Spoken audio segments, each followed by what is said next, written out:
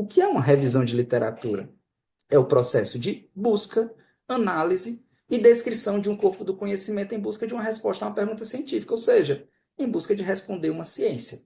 A revisão de literatura ela pode ser só duas etapas, tá? Na sua rotina diária, ela vai ser busca e análise. Descrever não é obrigação. Mas vamos usar o bom senso, pessoal? Isso é uma regra dos meus alunos, tá? Eu tenho 4 alunos de doutorado hoje. 4 alunos. E a obrigação deles é: vamos imaginar a temática do João Vitor, meu aluno de doutorado. O trabalho dele é investigar variantes polimórficas, variantes genéticas na síndrome mielodisplásica, na neoplasia mielodisplásica e associá-la com a ancestralidade do seu paciente. Obrigatoriamente, ele vai ter que estudar inúmeros artigos que já avaliou a frequência de variantes polimórficas nessa doença. Por quê? Por que ele vai somente estudar? Ele tem a obrigação no doutorado dele de transformar isso em uma revisão de literatura. Ele vai ser a pessoa mais especializada naquela temática porque ele está construindo o doutorado dele. Por que não transformar esse estudo em um artigo científico?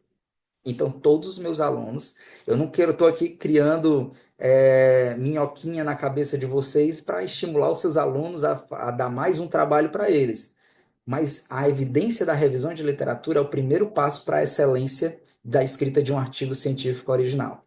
E quando o aluno está escrevendo uma revisão de literatura, obrigatoriamente ele está estudando. É bom para o aluno, é bom para o orientador e é bom para o programa de pós-graduação e para a ciência, claro, porque você está atualizando um determinado conhecimento, tá? Então, recomendo que todos vocês que já estudam diariamente escrevam revisões de literatura. É muito legal, tá? Mas hoje eu tenho uma dúvida muito grande. Você acabou de dizer que, de fato, revisar literatura é revisar qualquer documento. Mas vamos com calma em um apontamento, tá bom?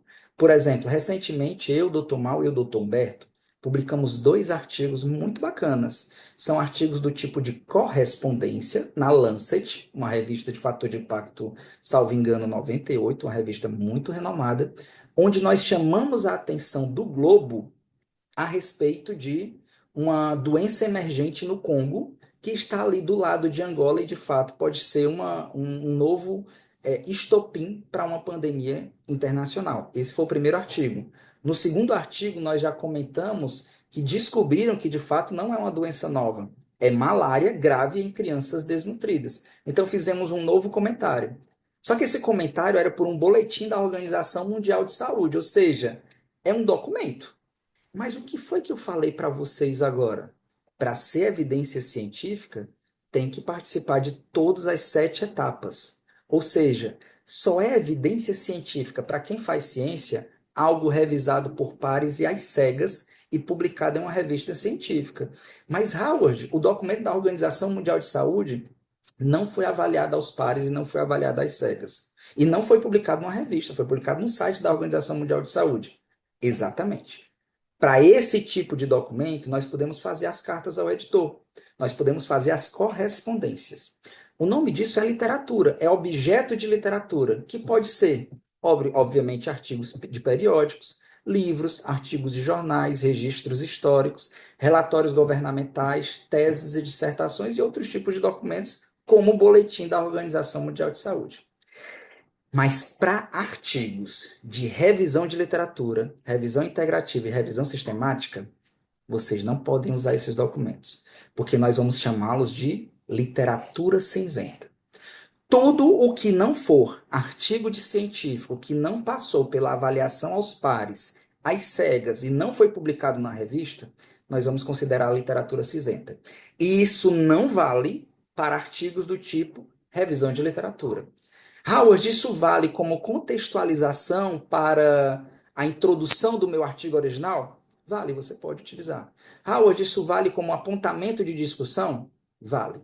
Mas isso não vale para levantamento de literatura científica e escrita de um artigo original do tipo revisão de literatura, que tem N tipos e nós vamos debater 3 principais. Nós temos outros tipos de estudos que ainda estão iniciando, que são as Umbrella Systematic Reviews e as revisões de escopo propriamente dita. Eu sei que muitos aqui já participaram de revisões de literatura. mas eu também sei que muitas metodologicamente estão equivocadas, tá bom? Então, primeira regra das revisões de literatura: não utilizar-se de literatura cinzenta, ou seja, exclusivamente o único objeto, a única amostra científica, aqui não é paciente, não é célula, não é animal. A única amostra científica vão ser artigos de periódicos revisados aos pares e às cegas. Perfeito?